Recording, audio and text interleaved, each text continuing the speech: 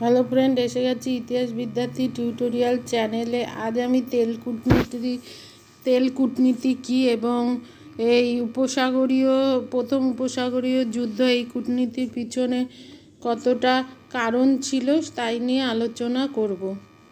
আলোচনা শুরু করি। 20 শতকের শুরুতে মধ্যপ্রাচ্যে বিপুল পরিমাণ তেলের ভাণ্ডারের খোঁজ পাওয়া যায়।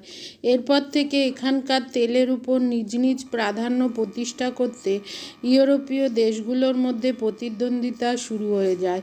এজন্য 20 শতকে তেল কূটনীতির শতক নামে পরিচিত ছিল, বা 20 শতককে তেল কূটনীতির শতক বলে অভিহিত করা হয়।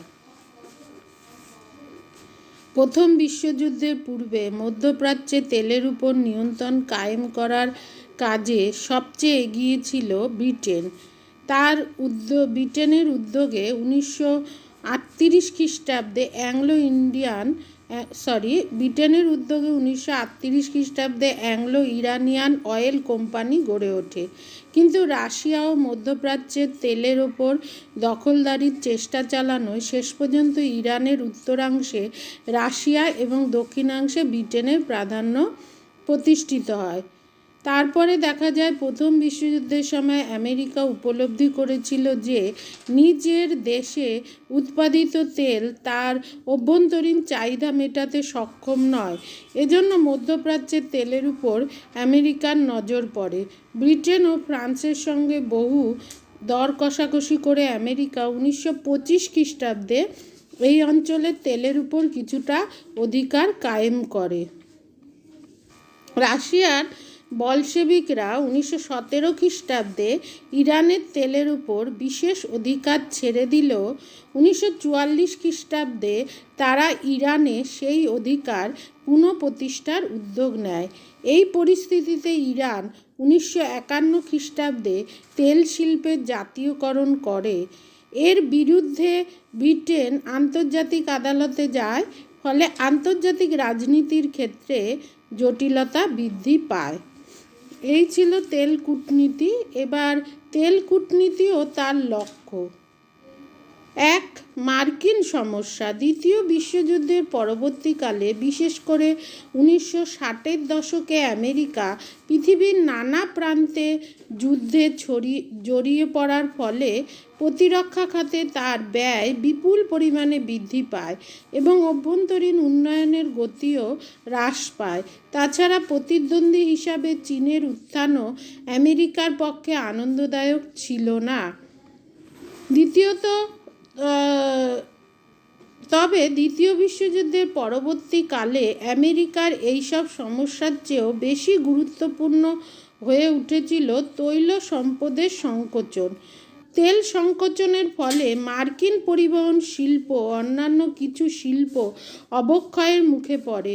এর ফলে আমেরিকা বিভিন্ন দেশের সঙ্গে কূটনৈতিক সম্পর্ক গড়ে তুলে মধ্যপ্রাচ্যের তেল সমৃদ্ধ অঞ্চলে প্রাধান্য প্রতিষ্ঠার উদ্যোগ নেয়। আমেরিকার এই কূটনৈতিক পদক্ষেপ তৈল কূটনীতি বা অয়েল ডিপ্লোম্যাসি নামে পরিচিত। তেল কূটনীতির লক্ষ্য। আমেরিকার তেল কূটনীতির প্রধান লক্ষ্যগুলি ছিল: 1. তেল সমৃদ্ধ মধ্যপ্রাচ্যে নিরঙ্কুশ মার্কিন প্রভাব প্রতিষ্ঠা করা। 2. তেল কূটনীতি ও তেল বাণিজ্য নিজ নিয়ন্ত্রণে রেখে সমগ্র বিশ্ব রাজনীতিতে মার্কিন প্রাধান্য বজায় রাখা। 3. তেল বাণিজ্য থেকে প্রাপ্ত মুনাফার দ্বারা মার্কিন অর্থনীতিকে মজবুত করা। আমেরিকা ছাড়াও ক্রমে অন্যান্য বেশ কয়েকটি দেশ তেল কূটনীতিতে জড়িয়ে পড়ে। 20 শতকের 70 দশকে উপসাগরীয় সংকট দেখা দিয়েছিল। কিসের জন্য? মধ্যপ্রাচ্যের কয়েকটি দেশের মধ্যে সম্পর্কের অবনতি ঘটলে পারস্য উপসাগরীয় অঞ্চলে রাজনৈতিক অস্থিরতা ও উত্তেজনা বৃদ্ধি পায়। এই ঘটনা উপসাগরীয় সংকট বা গালফ ক্রাইসিস নামে পরিচিত। উপসাগরীয় সংকটের গুরুত্বপূর্ণ কারণগুলো ছিল আন্তর্জাতিক ক্ষেত্রে পারস্য উপসাগরীয় অঞ্চলের অর্থনৈতিক গুরুত্ব। এই অঞ্চলের 2/3 অংশের বেশি মানুষ ইরান ও ইরাকে বসবাস করে। এই অঞ্চলে তেলের উপর বিশ্বের বেশিরভাগ দেশ নির্ভর করে। তাই এই অঞ্চলে নিজেদের রাজনৈতিক ও অর্থনৈতিক নিয়ন্ত্রণ সুপ্রতিষ্ঠিত করার উদ্দেশ্যে আমেরিকা ও রাশিয়া উপসাগরীয় সংকটের সঙ্গে নিজেদের যুক্ত করে। এখানকার তৈল সম্পদের উপর নিজেদের নিয়ন্ত্রণ সুপ্রতিষ্ঠিত করার উদ্দেশ্যে তারা এই অঞ্চলে ঠান্ডা লড়াইয়ের প্রসার ঘটায়। মূলত যে 3টি যুদ্ধের মধ্যে দিয়ে উপসাগরীয় সংকটের বহিঃপ্রকাশ ঘটেছিল সেগুলো হচ্ছে ইরান যুদ্ধ 1980 থেকে 1988 খ্রিস্টাব্দ, 2 ইরাক কর্তৃক কুয়েত দখলের ফলে প্রথম উপসাগরীয় যুদ্ধ 1990 থেকে 1991 খ্রিস্টাব্দ এবং 3 হচ্ছে দ্বিতীয় উপসাগরীয় যুদ্ধ 2003 খ্রিস্টাব্দ। তাহলে এই যুদ্ধের পেছনে তেল কূটনীতি দায়িত্ব কী ছিল? প্রথমত আমরা জানি যে আমেরিকা, রাশিয়া ও ব্রিটেনের পারস্পরিক ক্ষমতা দখলের ঘটনায় মধ্যপ্রাচ্যে বিশেষত ইরানে তেল কূটনীতি এক বিশেষ মাত্রা লাভ করেছিল। এর ফলে বিভিন্ন পর্যায়ে নানাভাবে বিভিন্ন পরিস্থিতির উদ্ভব হয় এবং তাদের এই দায়িত্বগুলো ছিল: 1. ব্রিটেন, রাশিয়া ও ইরানের চুক্তি। 1908 খ্রিস্টাব্দে ইরানে অ্যাংলো ইরানিয়ান অয়েল কোম্পানি গঠিত হয়। বিদেশি সাহায্যে তেল উত্তোলনের লক্ষ্যে ব্রিটেন ও সোভিয়েটের সঙ্গে মিলিত হয়ে ইরান এক চুক্তিতে আবদ্ধ হয়। 2. মার্কিন অংশীদারিত্ব কায়েম। আমেরিকা উপলব্ধি করে তার নিজের সঞ্চিত তেল আগামী দিনের জন্য যথেষ্ট নয়, তাই ফ্রান্স এবং ব্রিটেনের মধ্যে স্বাক্ষরিত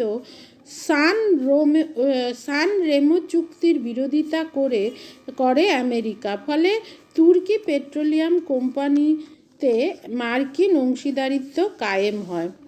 3. আন্তর্জাতিক সমস্যা বৃদ্ধি।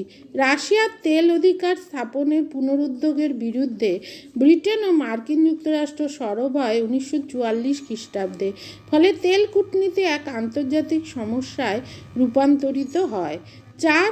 তৈলখনির জাতীয়করণ। ব্রিটেন ও মার্কিন যুক্তরাষ্ট্র তেলের অধিকারের প্রশ্নে রুশ বিরোধী সিদ্ধান্ত গ্রহণের জন্য ইরানের প্রধানমন্ত্রীকে প্ররোচিত করে।